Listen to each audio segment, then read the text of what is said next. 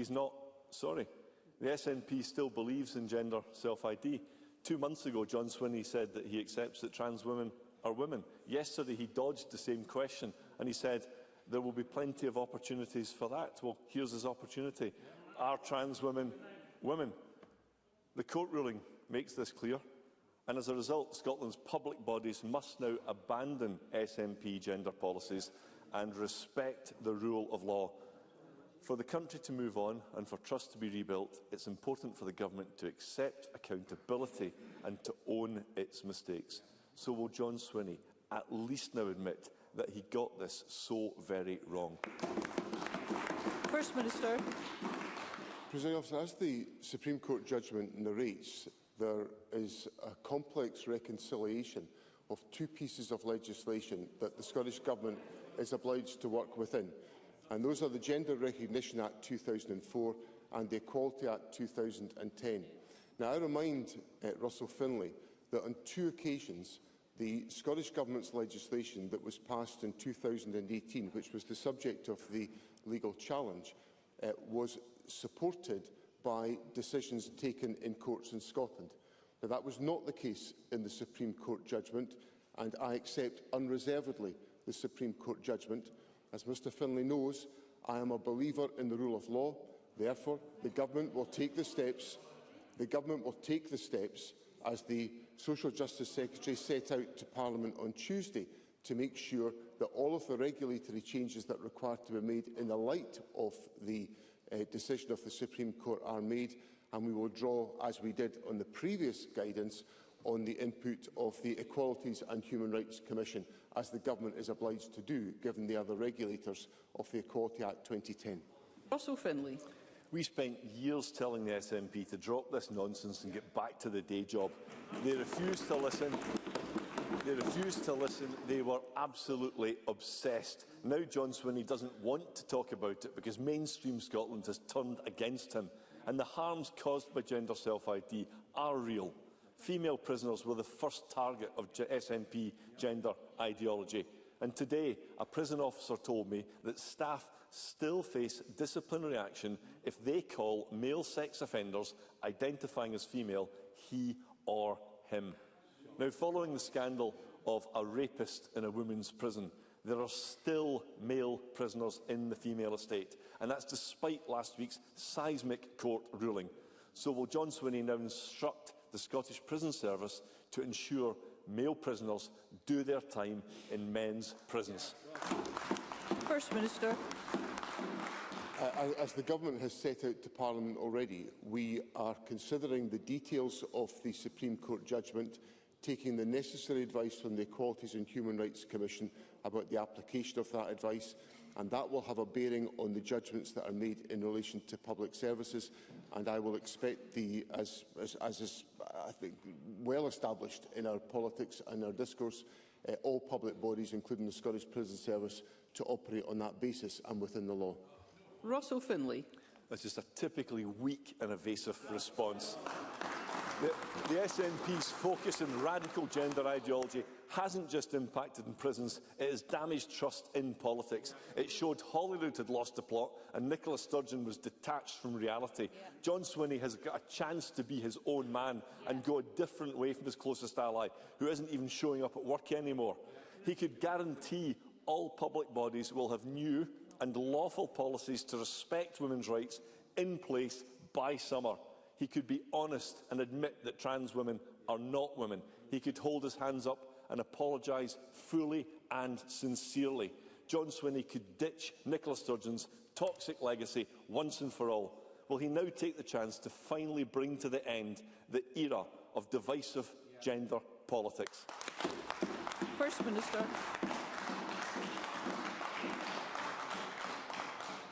President Officer, in one of Mr Findlay's earlier questions, he said to me the Conservatives had been warning about all of this for years.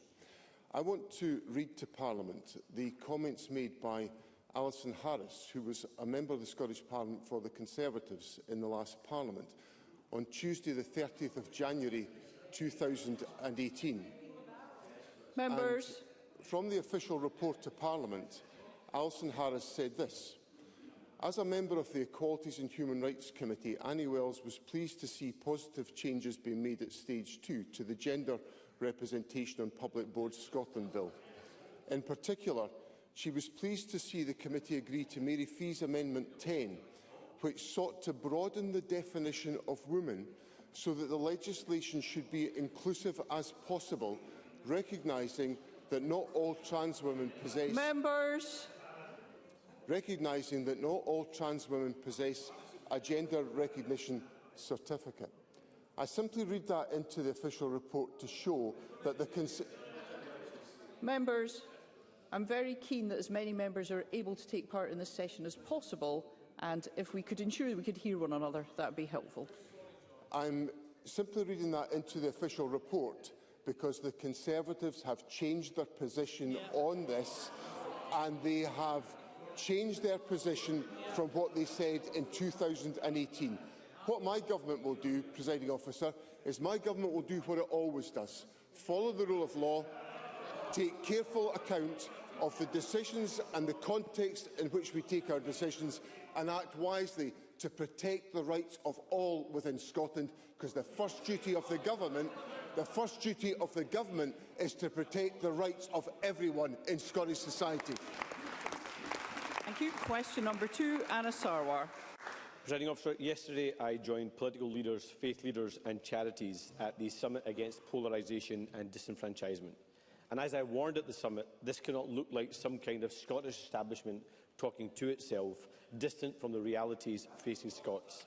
But as I feared, what was missing was any reflection on SNP government failure and how that drives people to divisive politics. So why does John Swinney not recognise that to tackle division and polarisation, we need a Scottish government that actually delivers for the people? First Minister. Well, that's what the people of Scotland have got, because in a whole variety of different areas, this government is delivering for the people of Scotland. Families in Scotland benefit from having 1,140 hours of early learning and childcare for all 3- and 4-year-olds and for eligible 2-year-olds.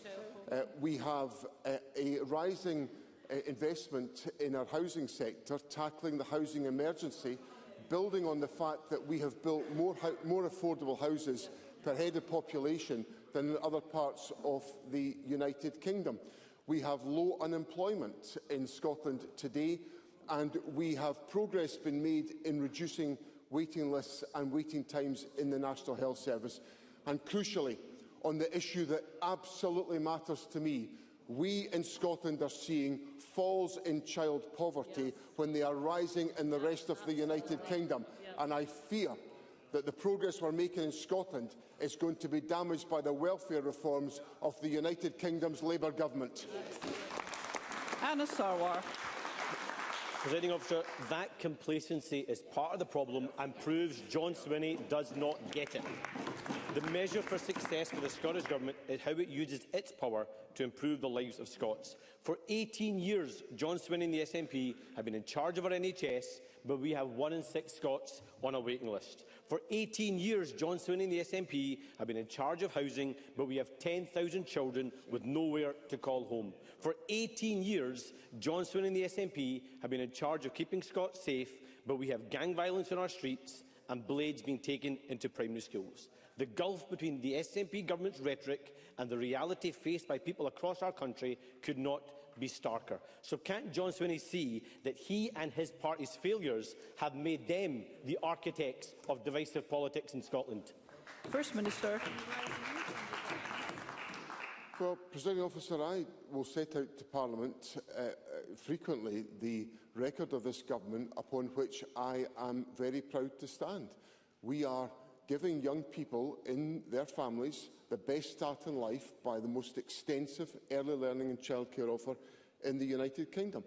On housing, we've delivered 47% more affordable homes per head of population than in England, and 73% more than in Wales, where the Labour Party has been in power for even longer than we have been in power. In Scotland, on waiting times, we promised 75,000 NHS surgeries would be, 64,000 NHS procedures would be delivered in a 12-month period, and 75,500 have been delivered extra in the period to January 2025. So this government is focused on eradicating child poverty, improving our public services, achieving net zero and boosting the economy. That's what this government is about, and that's what we're delivering for the people of Scotland day in and day out. Anna Sarwar.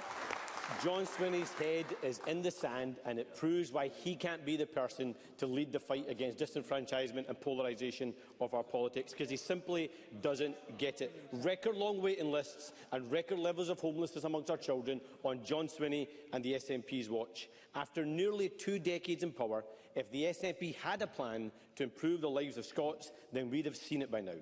And research from Carnegie UK has revealed that 63% of Scots feel they can't influence decisions in Scotland, and 40% of Scots have low trust in MSPs. And is it any wonder? From ferries that don't sail to astronomical levels of waste of public money, this SNP government deliver nothing and tell Scots to be happy about it. Because the fact is the SNP government has lost its way and is out of steam, and they're responsible for divisive politics in our country, so they can't be the ones to sort it. So isn't the truth that we will only tackle division and disengagement if we have a Scottish government that actually serves the people of Scotland, and the only way to deliver that is to remove the SNP from power? First Minister. Well, let's take a moment to see how the last change of government process went in the United Kingdom. And last summer, the Labour government was elected on a commitment to end austerity, to deliver change. And what have the Labour government done? The Labour government have delivered a continuation of austerity. Let's hear one another. A continuation of austerity. And I can't, I cannot believe the Labour Party is comfortable with the fact that their United Kingdom government is going to deliver welfare reforms that will increase poverty levels in the United Kingdom. Now, I invite Parliament to think about that point for just one moment. A Labour government has come into office and poverty is going to rise. That demonstrates there is no point in the Labour Party, because Labour deliver poverty and austerity to the people of Scotland when this SNP government is reducing child poverty in this country. I'll take that to the country and be proud of our record. Question number 3, Alex Cole-Hamilton. Thank you, Presiding Officer. After 4 years of asking, I've finally got the message. I'm pretty sure I know when the Cabinet is next going to meet. Thanks to Jamie Green's principled defection to the Liberal Democrats, I need never trouble the First Minister with that question ever again. Presiding Officer, there is a crisis in teacher training.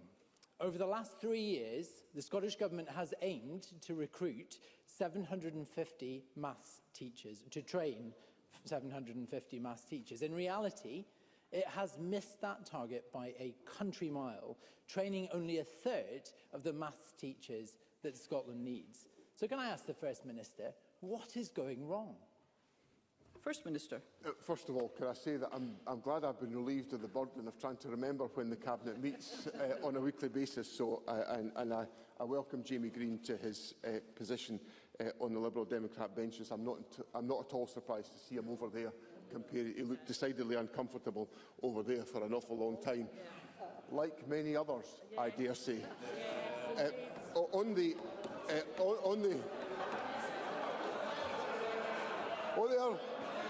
Listen. I'm very happy about it all. I'm very happy about it all. In relation. Let's hear one another. In relation to the substantive point. In relation to the substantive point that Mr. Cole-Hamilton puts to me. There are challenges in the recruitment of teachers to particular specialisms, and the Government has acknowledged that in the steps that we have taken forward with, for example, the Teaching Bursary Scheme, which provides a 20,000 bursary to career changers, which is particularly aimed at individuals who aspired to be maths teachers, to recognise if they were leaving jobs in perhaps other sectors to go into teaching, we had to provide a mechanism to enable them to do so. So those mechanisms have been available. The Government provides over £186 million to support the recruitment and retention of teachers to ensure that we reach 2023 levels in our local authority employment of teachers. So the Government is working in partnership with local authorities to ensure that we can achieve that objective. Alex Cole-Hamilton. Presiding Officer, it's clearly not working. And whilst that was a predictably managerial reply from the First Minister, this is our kids we're talking about. This is about their futures. Where is the hunger? Where is the passion to resolve this? And it's not just maths. It's not just maths. Chemistry, physics, biology, each of them hundreds of trainee teachers short. And the Government says there's an economic urgency to address our digital skills shortage, yet it is only training 16 computing teachers this year. 16 for the whole of Scotland. We need homegrown skills if we're going to lead in industries like renewables, AI, defence, precision medicine. In this volatile world, amid the economic firestorm of the Trump presidency, Scotland's people are our biggest asset. But how are we going to compete if our schools can't teach these subjects properly because they just don't have the teachers? First Minister. I agree with Mr Cole-Hamilton about the economic challenges that we face as a consequence of the decisions of the Trump administration and the volatility that has flown from that. That's why I gathered together a range of stakeholders during the Easter recess to ensure that the Government is well sighted on the issues that are being faced by individual sectors as a consequence of these unwelcome changes in international trading arrangements which generate a great deal of volatility. What we will do is, in relation to the points on education, is work with our local authority partners to increase teacher numbers. We gave that was one of the central commitments in the budget process that we negotiated with our local authority colleagues. The Government has delivered its side of the bargain in relation to financial support to local authorities, and I look to local authorities to recruit. There is, of course, cooperation through the Strategic Board for Teacher Education, which explores all the issues about recruitment and addresses some of the challenges, which is where the bursary scheme came from as a consequence of practical endeavour by the Government to address these issues. So I assure Mr Cole-Hamilton there is no lack of energy within Government to ensure that our schools are well supported with the recruitment of teachers to meet the needs of children and young people in Scotland today. Question number 4, Christine Graham. Thank you very much, Presiding Officer. To ask the First Minister, in light of the reported issues arising from proposed rural nursery closures or mothballing, including the potential impact on the sustainability of rural communities and the operation of primary schools, whether the Scottish Government will review the relevant legislation and the guidance on criteria for protecting rural primary schools. First Minister. Presiding Officer, the Scottish Government recognises the vital role rural schools and early years provision play in sustaining local communities. Responsibility for decisions about local provisions rests with local authorities. Any closure, temporary or permanent, should be considered in consultation with local communities. We are reviewing guidance on mothballing to provide greater clarity on whether it is an appropriate action to take. This will ensure local decisions are based on effective engagement with the community and better reflect the needs of rural families and help maintain access to early learning in these communities. Christine Graham. I thank the First Minister for his answer, because across Scotland and indeed in the Scottish borders, 7 rural nurseries are threatened with so-called mothballing. Many are physically attached to the primaries, such as Channelkirk and Walkerburn in my constituency, just through a doorway, so school and nursery are actually as one. Children have the same teacher, head teacher, share meal times with the primary pupils, so transition and integration is simply not an issue. They just move next door. So it's my belief, for educational and social reasons, as well as sustaining that primary school and the wider community, in these circumstances, these particular nurseries require added protection. So I'm pleased to hear what the First Minister says, and in the review of the guidance, will he consider, given what I've said, additional criteria for retaining nurseries, which actually form part of the school? First Minister.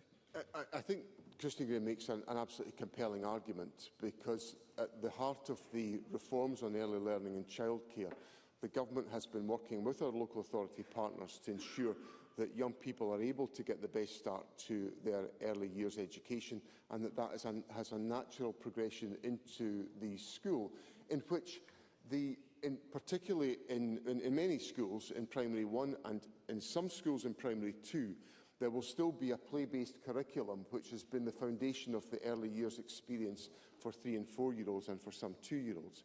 So that structural point that Christine Graham makes about the school is also a structural point about the curriculum as well, and the approach that we take to getting young people the best start in life.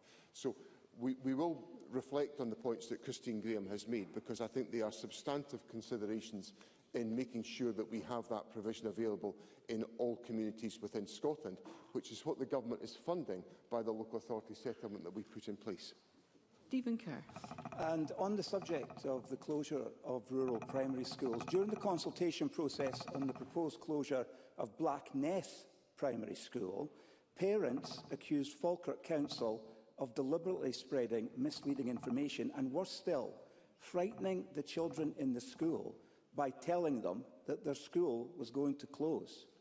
So would the First Minister agree with me that the Scottish Government must now step in to properly investigate how this consultation was conducted and ensure that the voices of parents and families are not just heard but respected? First Minister. Providing officers, there are very strict elements of legislation in place around any question of a rural school closure, and that has to be followed assiduously as part of the statutory process. Now, if Mr Kerr wishes to write to the Education Secretary with the points that he's raising in detail about the situation at Blackness School, that will be considered by the Government. I would remind Mr Kerr that local authorities are independent bodies. The Government does not control local authorities. It is for local authorities to come to their own decisions, but they must operate within the statutory provision that Parliament has determined on this question. Thank you. Question number 5, Pam Gossel. Thank you, Presiding Officer. To ask the First Minister what impact the Scottish Government anticipates that the Supreme Court judgment regarding For Women Scotland Limited versus the Scottish Minister will have on the implementation of the public sector equality duty in Scotland. First Minister. President, so the Scottish Government accepts the Supreme Court's judgment. This Government is committed to protecting everyone's rights, including through effective implementation of the public sector equality duty. We continue to take forward a phased programme of improvement to the operation of the public sector equality duty in Scotland, and of course will consider the impact of the Supreme Court's ruling in that work. The Cabinet Secretaries for Health and Social Care and Social Justice will meet with the Equality and Human Rights Commission later today and will be seeking an update on timing of their revised guidance, which is essential to fulfilling the statutory underpinnings of the approach that we take. Pam Gossel. I thank the First Minister for that response. Presiding Officer, as mentioned in this chamber earlier this week, I was honoured to attend and witness the UK Supreme Court judgment which provided clarity on what a woman is. Yet some in this chamber refused to accept it.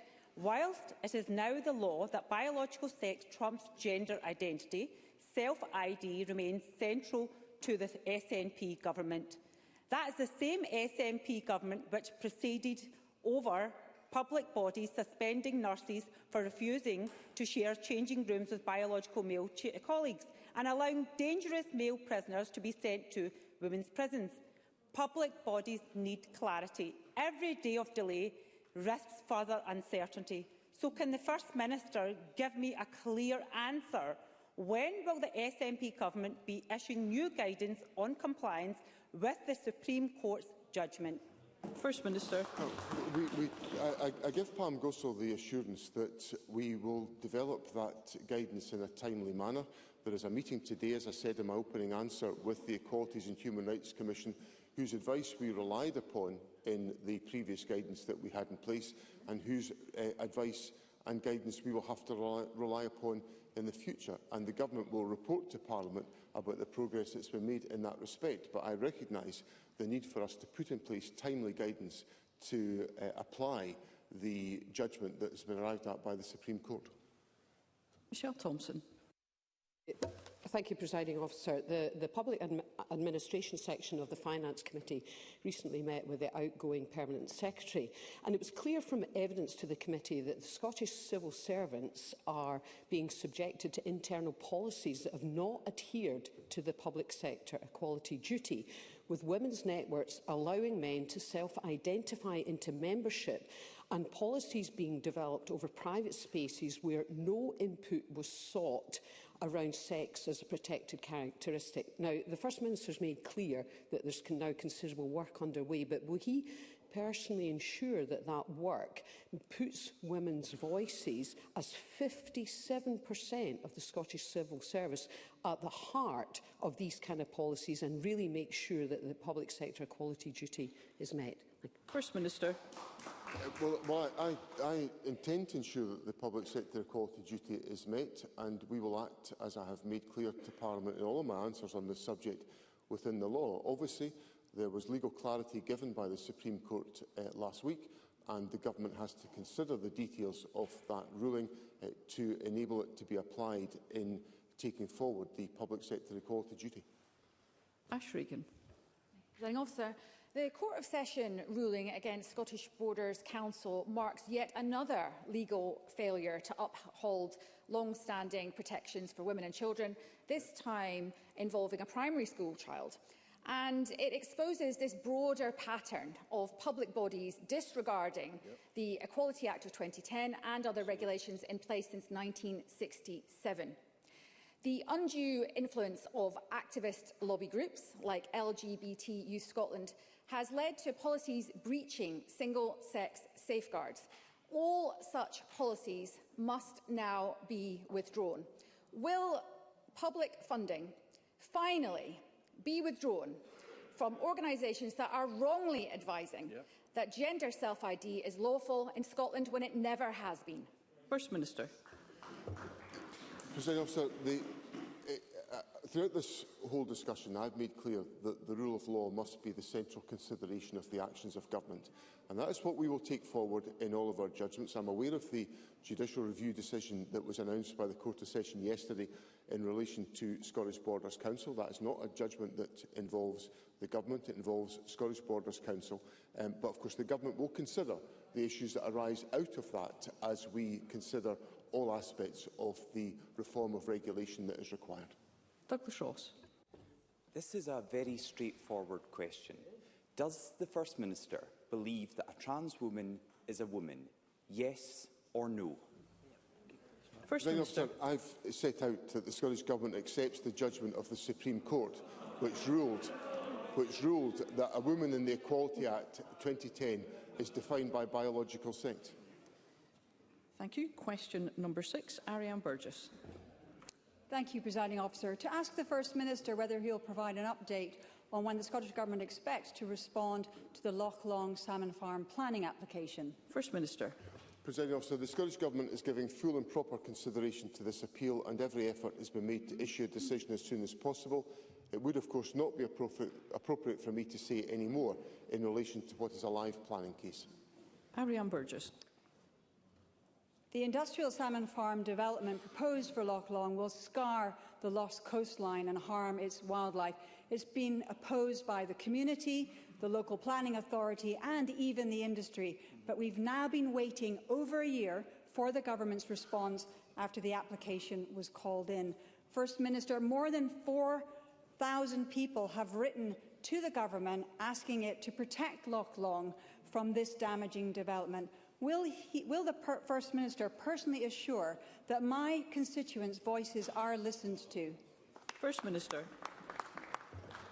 Presiding Officer, as I indicated in my earlier answer, I cannot go into details on the handling of a live planning appeal. What I will say is that all relevant information will be considered by ministers in coming to a determination on this issue, and that determination will be arrived at as soon as it is practically possible to do so. Beatrice Wishart. Thank you, Presiding Officer. It's been more than a year since the Loch Long Salmon semi-closed containment project was called in for a decision by the Scottish Government. This length of wait for a decision from ministers could discourage investment in Scotland. It's now over a month since I last raised this in the Chamber, with no update since. Does the First Minister acknowledge that long waits for planning decisions are bad for business? First Minister. I certainly want to make sure that we take decisions as efficiently and as swiftly as we possibly can do, but I also have to make sure that the Government has adequate space and opportunity to consider all of the issues that are involved, and I'm quite sure Beatrice Wishart would understand the significance of that point. So the Government, beyond indicating that the issue is under consideration, there is little more I can say given this is a live planning application, but I understand the importance of the point that Beatrice Wishart puts to me and the importance of early decision-making where practical. Thank you. We move to general constituency questions, and I call Marie McNair. Thank you, Presiding Officer. Pension age disability payment is opening for applications across the whole of Scotland this week, replacing the UK Government's attendance allowance. Can the First Minister advise what steps the Scottish Government are taking to ensure that older people who are disabled, terminally ill or have care needs in my constituency get the money they need to help them look after themselves, stay safe and live with dignity? First Minister. Sir, I'm very pleased to confirm to Parliament that pension aid disability payment launched on Tuesday. This will pay up to £441 a month extra to disabled people over state pension age. We estimate it will help more than 170,000 disabled people or people living with a long-term health condition who need help looking after themselves or supervision to stay safe. This launch ensures that disabled people of all age groups in Scotland are now able to receive support from a social security system based on dignity, fairness and respect. Those principles were at the heart of the legislation that this Government brought to Parliament, and I'm very pleased that we continue to apply those principles as we deliver the type of social security system that I think benefits and supports individuals in Scotland who are most in need at this particular moment. Craig Hoy. Constituent Michael Rankin is 12 and suffers from the degenerative condition Duchenne muscular dystrophy. He can still walk with an aid at home, but his mother does not know for how long this will continue. The First Minister will be aware of the efforts of Scottish parents seeking access to the drug Givinostat, which is used to treat the condition by holding back the progression of irreversible muscle damage. The drug has now been approved by the MHRA and can be accessed in the NHS through the Early Access Programme. It is now being prescribed in some NHS trusts in England and in Wales, but the Scottish Medicines Consortium is yet to assess its use here. In the meantime, sadly, health boards are not prescribing the drug. First Minister, for these boys, time is muscle. So will he urgently agree to meet with parents, including Nicola Rankin, to learn more about how this drug could be life-changing for boys like Michael? First Minister. I'm grateful to Mr Hoy for raising this important issue, and yesterday, on Tuesday, the Health Secretary met with some of the families who are involved in the efforts that Mr Hoy has drawn to the attention of Parliament. Yesterday, the Health Secretary met with 4 health boards involved in providing services to children with this condition to discuss what is needed to enable delivery of the medicine in a way that is safe, but also ensures fair and equitable access across the country at pace.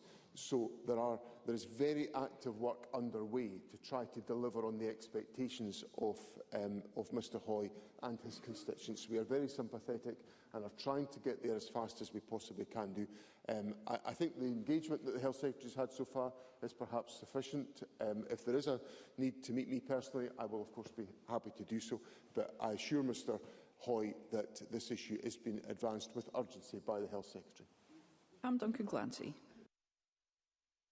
Sir. Thank you, Presiding Officer. This morning I met with families of children with additional support needs, and they have joined us in the gallery today. They've spent years fighting for the support their children need, and they represent thousands of parents across the country whose children are being failed, some of them out of education entirely. And a survey they ran found 97% said education is failing to meet their children's needs. They've engaged in every process, consultation, review and action plan. They've met ministers, responded to calls for evidence and taken their experiences all the way to this Parliament, but still they're being ignored. So can I ask the First Minister, why isn't he listening to the parents? When will he admit the Government are failing on ASN? And will he commit today, in front of the families in the gallery, to finally listen to them, take the urgent, properly resourced action their children need and deserve? First Minister. Presiding, I recognise the importance of ensuring that the needs of every child are met within our education system. For some young people with additional support needs, that can be achieved within mainstream education. For others, it is not possible, and those judgments should be made on the needs and the assessed needs of every individual child. And the Government works closely with our local authority partners in delivering on these objectives, with over £1 billion being spent by local authorities in the last financial year on additional support for learning. The Government recognised, however, the significance of the demand for services in its latest budget settlement, and as part of that settlement we specifically agreed an additional £29 million in funding in the draft budget, which is to be allocated through local authorities in response to the legitimate issues that Pam Duncan-Glancy puts to me today. So I assure Pam Duncan-Glancy and those that she speaks on behalf of today of the importance that we attach to this issue. We are working with local authorities to make sure that the needs of every child are met, and that will continue to be our approach. Jackie Dunbar. Thank you, Presiding Officer. Security analysts have warned that the UK Government plans to build a network of mini nuclear power stations across the country and have failed to adequately assess major security threats to the public.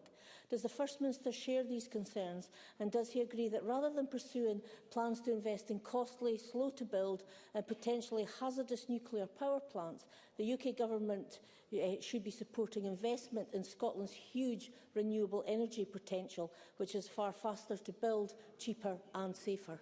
First Minister. As Jackie Dunbar and as Parliament will know, the Government does not support energy production from nuclear power, and we believe that the investment that is necessary in our energy networks will be more cost-effective if invested in renewable energy. I'm reminded that Hinkley Point C, which is a new nuclear power station, is now projected to cost up to £46 billion, more than double the original cost estimate. So I think there are opportunities for us to deliver energy security for our country through a variety of interventions on renewable energy, through offshore wind, through pumped storage and through various other technologies, and that will certainly be the position adopted by the Scottish Government. Carol Mockin. Thank you, Presiding Officer. Yesterday, Chest, Heart and Stroke Scotland issued a statement on their concerns around government progress of respiratory health policy. Respiratory conditions like COPD are leading causes of death and health inequalities in Scotland. However, the Government is stagnating in its delivery of the action plan. This lack of progress in delivery, including ensuring universal access to pulmonary rehab, risks increasing inequality and the number of preventable deaths. Can I therefore ask the First Minister whether his government will deliver on the commitments made within the plan before the end of this Parliament? First Minister. The Government will engage with Chest, Heart and Stroke Scotland, an organisation that does fantastic work in raising awareness on all of these questions. We are supporting a range of prescribing routes for COPD, and the Centre for Sustainable Delivery is working with COPD patients to develop new treatment pathways. There's a variety of different policy measures that we are taking forward, including some of the wider societal policies such as low emission zones, which are aimed to assist in improving air quality, which will be of benefit to individuals with COPD. And our Respiratory Care Action Plan sets out how we are working to improve prevention, diagnosis, care, treatment and support. But the Government will, of course, be happy to engage further with Chest, Heart and Stroke Scotland and with patients to determine what further steps we can take. Ros McCall. Thank you, Presiding Officer. First Minister, my constituents, Scott and Olivia Lyon, recently received the heartbreaking news their 1-year-old son Blair has retinoblastoma, which is a rare type of eye cancer that affects young children, roughly about 50 children in the UK each year. Whilst it can be hereditary, it can also affect a child purely by chance. It can't be predicted or prevented, and it simply appears as a squint or a glow in the eye. Now, Scott and Olivia are determined to raise public awareness given the importance of early diagnosis. So will the First Minister join me in promoting the visibility of retinoblastoma, thanking the incredible NHS teams involved in their care across Scotland, and urge families to make an urgent appointment if they think there should be any concerns? First Minister. I do join Ros McCall in endorsing that approach and in welcoming the comments that she has made to Parliament today. I think the central point that Ros McCall makes about early intervention and early assessment is really important. I think some of the fantastic work that can be done in relation to ophthalmology services is an illustration of early intervention having significant benefits as a consequence. So I very much endorse the points that Ros McCall has made. I wish her and her constituents well. I'm glad to hear that they are being well supported by the National Health Service. I would expect nothing else. And if there are, of course, any issues that arise in the course of their journey, the Health Secretary will be happy to assist in any way that he can. Bill Kidd. Thank you very much, Presiding Officer. First Minister, yesterday the highly thought of Glasgow Disability Alliance issued a stark warning that hundreds of thousands of disabled Scots could lose out from Westminster's brutal welfare cuts. Last night in this Parliament, Scottish Labour MPs voted to support Westminster austerities cuts to disabled people. Can the First Minister outline how his government is supporting disabled people in my constituency and across Scotland against the backdrop of Labour's accelerated Westminster austerity? First Minister.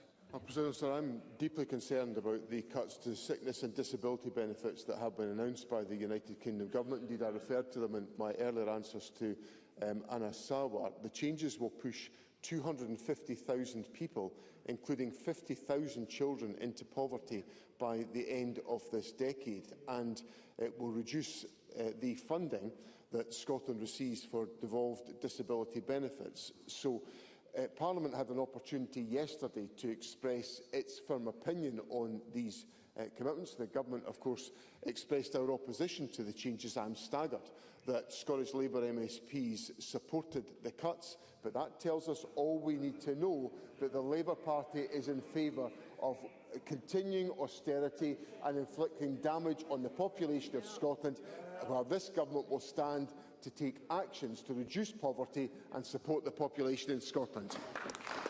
Daniel Johnson. The First Minister will have seen reports over Easter recess that Sidara Capital has been given additional time to come forward with an updated bid for the Wood Group. This is concerning for two reasons. First of all, the potential loss of HQ functions and the associated expertise from the Aberdeen headquarters. But secondly, the Wood Group is critical to our ability to deliver engineering in the North Sea, which is vital for our renewables future. It's my understanding that it's pressure on the Wood Group's lenders that have led to this situation. So can I ask, what discussions has the First Minister had directly with the Wood Group about this? And secondly, has either the Scottish Government or its agencies explored the possibility of either financial guarantees or facilities which might ease these short-term pressures and retain this vital Scottish company in Scottish ownership? First Minister. So these are obviously complex corporate decisions that are being arrived at. The Scottish Government will, in all of these circumstances, as we do in case of this type, offer the engagement of the Deputy First Minister and Scottish Enterprise to determine if there are any steps we can take to assist in ensuring that the legitimate points that Mr Johnson puts to me of the importance of retaining headquarters functions and the effectiveness of these organisations within Scotland, and we will engage on that basis.